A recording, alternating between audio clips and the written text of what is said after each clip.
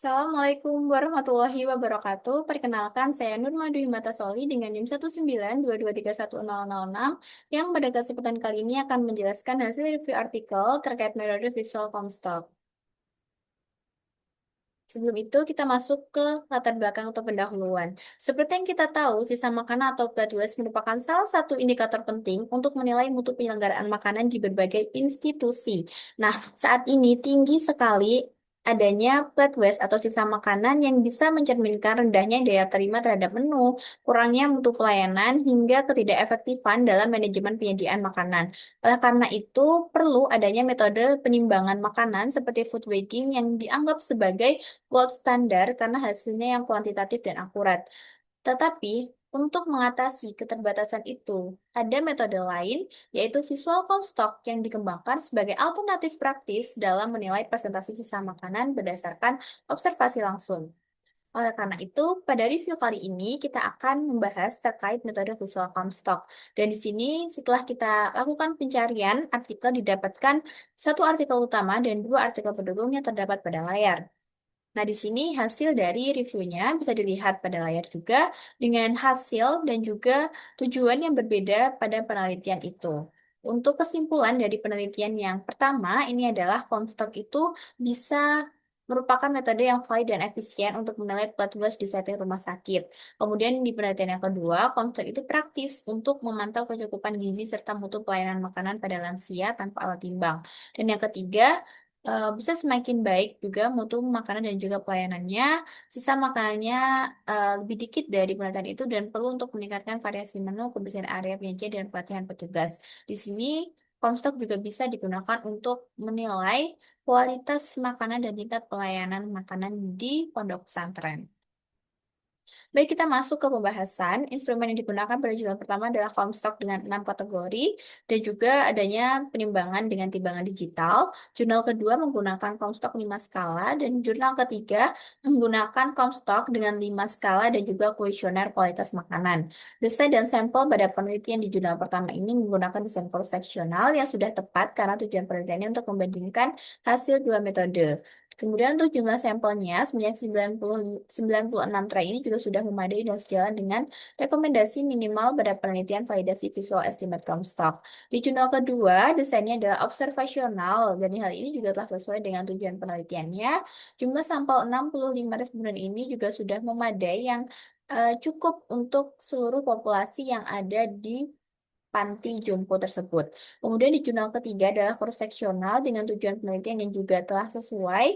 Jumlah respondennya 112 yang cukup untuk uji korelasi dan bisa diperhatikan juga untuk proporsi populasi pesantrennya ada berapa karena dalam penelitian tidak disebutkan dengan jelas jumlah populasi di pesantrennya. Untuk prosedurnya di jurnal pertama ini telah ada dua penilai terlatih, kemudian nanti di setiap tray akan dinilai visual lalu ditimbang. Makanan nanti akan dipisah pada setiap komponennya, lalu ditimbang dan dianalisis dengan korelasi dan berelemen. Pada jurnal kedua, yang pertama kita perlu tahu porsi awal dari menu dan standar porsinya di panti tersebut.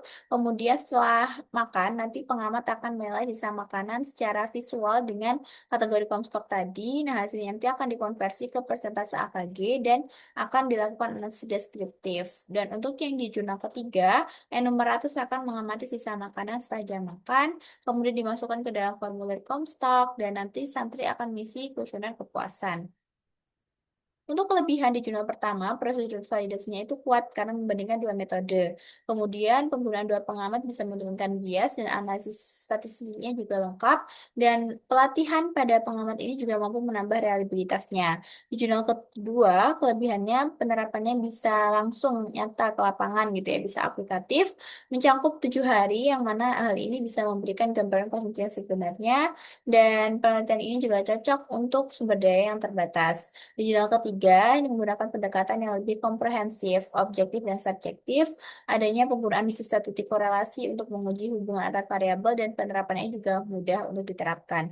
Kekurangannya di jurnal pertama ini, subjektivitasnya mungkin bisa terjadi antar pengamat apabila kurang konsisten, kemudian jenis makanannya bercampur sulit untuk diestimate, dan kemudian tidak merekam breakfast, sehingga ada juga beberapa piring itu yang bisa dimakan oleh charity dan juga bisa menimbulkan under atau overestimation. Di jurnal kedua tidak melakukan validasi terhadap penimbangan aktual, kemudian lansia itu bisa meninggalkan makanan karena alasan non-sensorik, dan juga jenis lauk cair itu sulit untuk diestimasi. Di jurnal ketiga hampir sama juga, tidak ada pelatihan intensif pada pengamat, kemudian tidak ada pembanding dengan penimbangan aktual, dan juga bisa terjadi bias jika santri mencampur makanannya. Validitas di jurnal pertama itu sudah tinggi karena korelasi R lebih dari 0,9 antara visual dan penimbangan. Di jurnal kedua dan ketiga ini tidak melakukan validasi, tetapi di jurnal ketiga hasil penelitiannya ini menunjukkan korelasi yang kuat dengan R 0,8 antara kualitas pelayan dan sisa makanan. Untuk reproduksibilitasnya di jurnal pertama ini reproduksibilitasnya sudah baik yang dapat dilihat dari hasil pengamat yang seragam. Kemudian di jurnal kedua dan ketiga ini belum ada pengujian reproduksibilitas. Untuk meminimalisir error, di jurnal pertama ini bisa melakukan pelatihan intensif dengan foto standar, posisi sama makanan before after, kemudian menggunakan uji internet reliability. Untuk jurnal kedua ini juga sama, bisa dengan melakukan dokumentasi foto sebelum dan sesudah. Kemudian untuk meningkatkan uji reliabilitas antar harinya juga bisa dilakukan untuk pelatihan pada pengamat. Di jurnal ketiga bisa dengan kalibrasi antara pengamat sebelum pengambilan data, menggunakan panduan foto standar sisa makanan, dan juga foto piring sebelum dan sesudah. Untuk kesimpulannya dari hasil review tadi, penelitian Razali et al. 2024 ini merupakan studi yang paling kuat karena menggunakan desain cross-sectional komparatif yang dengan validasi langsung juga dengan penimbangan aktual. Skala yang digunakan tadi 6 poin juga bisa meningkatkan sensitivitas serta akurasi hasilnya. Dari hasilnya itu juga validitas dan reliabilitasnya baik. Sedangkan pada penelitian Farapti et al. Dan Alivia Lilia 2024 ini lebih aplikatif untuk aplikasikan di lapangan, tetapi kelemahannya pada aspek validasi dan reliabilitas. Baik, ini adalah daftar pustaka yang saya gunakan. Dan sekian presentasi yang dapat saya sampaikan. Terima kasih atas perhatiannya. Saya akhiri. Wassalamualaikum warahmatullahi wabarakatuh.